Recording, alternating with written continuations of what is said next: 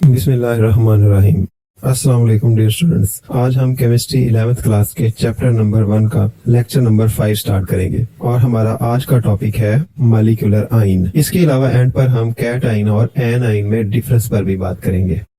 तो अपने लेक्चर का आगाज करते हैं। As we know when an atom loses और gain electron it form an ion. जैसा कि हम जानते हैं कि जब कोई एटम इलेक्ट्रॉन दे देता है या इलेक्ट्रॉन ले लेता है तो वो एक आइन बन जाता है। बिल्कुल इसी तरह से हम मॉलिक्यूल में से भी इलेक्ट्रॉन निकाल सकते हैं और मॉलिक्यूल में इलेक्ट्रॉन दाखिल भी कर सकते हैं। तो वो आइन जो मॉलिक्यूल के इलेक्ट्रॉन देने से या मॉलिक्यूल के इलेक्ट्रॉन लेने से बनेगा, उस आइन को हम क्या कहेंगे? मॉलिक्यूलर आइन। तो फिर मॉलिक्यूलर आइन की डेफिनेशन हम इस तरह कर सकते हैं। An ion which is formed by loss और gain of electron by a molecule is called as molecular ion. यानी ऐसा आइन जो मॉलिक्यूल में से इलेक्ट्रॉन के निकलने से या मॉलिक्यूल में इलेक्ट्रॉन के दाखिल होने से बनता है, उसको मॉलिक्यूलर आइन कहते हैं। For example CH4 positive ion, CO positive ion, N2 positive ion वगैरह। There are 2 types of molecular ion. Molecular ion की 2 इकसाम होती हैं, cationic molecular ions and N ionic molecular ion. पहले हम वजाहत करते हैं कैट आइनिक मॉलिक्यूलर आइंस की। Cationic molecular ions are formed by loss of 1 और more electron by a molecule. यानी कैट आइनिक मॉलिक्यूलर आइन किसी भी मॉलिक्यूल में से एक या एक से ज्यादा इलेक्ट्रॉन के अखराज से बनते हैं। दे कैरी पॉजिटिव चार्ज और इन पर पॉजिटिव चार्ज होता है। तो जाहिर है, जैसे हम पीछे कैट आइन पढ़ चुके हैं, जब एटम में से एक या एक से ज्यादा इलेक्ट्रॉन निकल जाते थे तो पॉजिटिव आइन बन जाता था। इसी तरह से जब मॉलिक्यूल में से एक या एक से ज्यादा इलेक्ट्रॉन निकल जाएंगे तो वो पॉजिटिव मॉलिक्यूलर आइन बन जाएगा। सेकंड डेफिनेशन है एन आइनिक मॉलिक्यूलर आइन। इसकी तारीफ कुछ इस तरह कर सकते हैं। An ionic molecular ions are formed by gain of 1 और more electrons by a molecule. यानी जब कोई मॉलिक्यूल एक या एक से ज्यादा इलेक्ट्रॉन्स को हासिल कर लेता है तो उससे जो आइंस बनते हैं उनको एन आइनिक मॉलिक्यूलर आइंस कहते हैं। They carry negative charge. इन पर नेगेटिव चार्ज होता है।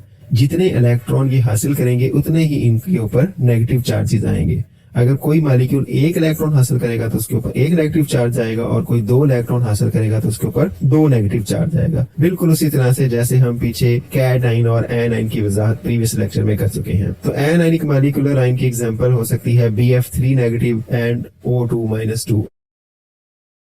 यहाँ पे एग्जाम के हवाले से एक बहुत ही इंपॉर्टेंट शॉर्ट क्वेश्चन बनता है। क्वेश्चन है what are molecular ions, how they are formed. मतलब मॉलिक्यूलर आइन क्या होते हैं और ये कैसे बनते हैं।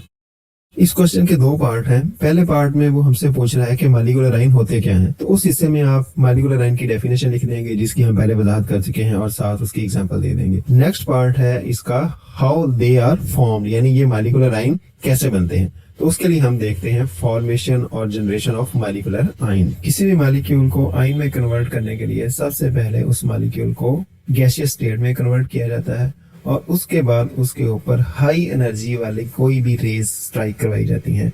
वो हाई एनर्जी वाली रेज इलेक्ट्रॉन बीम भी हो सकते हैं, अल्फा पार्टिकल भी हो सकते हैं या एक्स रेज भी हो सकती हैं। ये हाई एनर्जी बीम असल में क्या करती हैं? उस मॉलिक्यूल के इर्द गिर्द जो इलेक्ट्रॉन घूम रहे होते हैं, जब ये हाई एनर्जी वाली रेज उन इलेक्ट्रॉनों के साथ टकराती हैं तो उन इलेक्ट्रॉन में से कोई 1-2 इलेक्ट्रॉन अपने साथ ले जाती हैं। इस तरह से ये उस मॉलिक्यूल को आयोनाइज कर देती हैं। तो हम कह सकते हैं these ions can be generated by passing high energy electron beam, alpha particles और x rays through a gas. मतलब ये आइंस किसी भी मॉलिक्यूल में से high energy electron beam, alpha particles या एक्स रेज के गुजारने से बन सकते हैं। जैसे नीचे मीथेन के मॉलिक्यूल की मिसाल दी गई है। इसमें मीथेन के मॉलिक्यूल के ऊपर फास्ट मूविंग इलेक्ट्रॉन की बम्बार्डमेंट की जा रही है। जब फास्ट मूविंग इलेक्ट्रॉन इसके ऊपर बम्बार्डमेंट करवाए जाते हैं तो मीथेन के मॉलिक्यूल के इर्द गिर्द जो इलेक्ट्रॉन घूम रहे हैं, जब फास्ट मूविंग इलेक्ट्रॉन उन इलेक्ट्रॉनों के साथ स्ट्राइक करते हैं तो वो उन इलेक्ट्रॉन में से कोई 1-2 इलेक्ट्रॉन अपने साथ ले जाते हैं। और जब मीथेन में से एक या एक से ज्यादा इलेक्ट्रॉन निकल जाएंगे तो जाहिर है methane cat ionic molecular ion बन जाएगा। यहाँ पे आपने 2 अहम पॉइंट्स याद रखने हैं। पहला पॉइंट है the break down of molecular ions obtained from natural products can give important information about their structure. मतलब नेचुरल प्रोडक्ट्स के जो मॉलिक्यूलर आइन होते हैं, अगर हम उनको ब्रेक कर दें तो उससे उस मॉलिक्यूल के स्ट्रक्चर के बारे में हमें बहुत सी इंफॉर्मेशन मिल सकती हैं। बेसिकली एनालिटिकल केमिस्ट्री की एक टेक्निक है मास स्पेक्ट्रोमेट्री। उस टेक्निक के जरिए हम किसी भी मॉलिक्यूल को मॉलिक्यूलर आयन में कन्वर्ट करके और फिर उस मॉलिक्यूलर आयन की फ्रैगमेंटेशन यानी ब्रेक डाउन के जरिए उसके स्ट्रक्चर को मालूम कर सकते हैं। मास स्पेक्ट्रोमेट्री की वजाहत हमारे इसी चैप्टर के नेक्स्ट आने वाले लेक्चर्स में की जाएगी। तो हम चलते हैं नेक्स्ट पॉइंट की तरफ। दूसरा पॉइंट है cationic molecular ions are more abundant than anionic molecular ion, यानी जो पॉजिटिव मॉलिक्यूलर आयन होते हैं वो नेगेटिव मॉलिक्यूलर आयन से तादाद में ज्यादा होते हैं। उससे भी एक इंपॉर्टेंट शॉर्ट क्वेश्चन बन सकता है। क्वेश्चन है why cationic molecular ions are more abundant than anionic molecular ion, यानी positive molecular ion negative molecular ion से तादाद में ज्यादा क्यों होते हैं।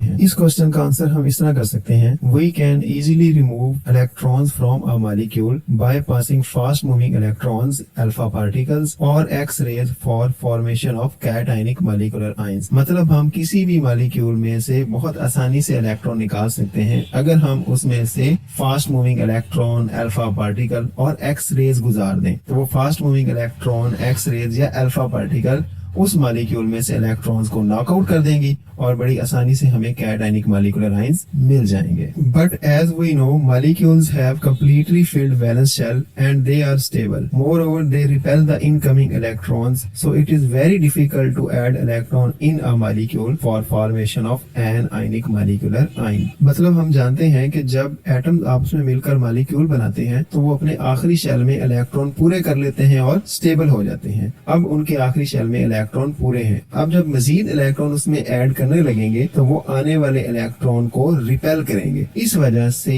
किसी भी मॉलिक्यूल में इलेक्ट्रॉन ऐड करना मुश्किल होता है, जिसके नतीजे में एनायनिक मॉलिक्यूलर आयन आसानी से नहीं बन सकते। Therefore cationic molecular ions are more abundant than anionic molecular ion. और इसी वजह से positive molecular ion negative molecular ion से तादाद में हमेशा ज्यादा होते हैं।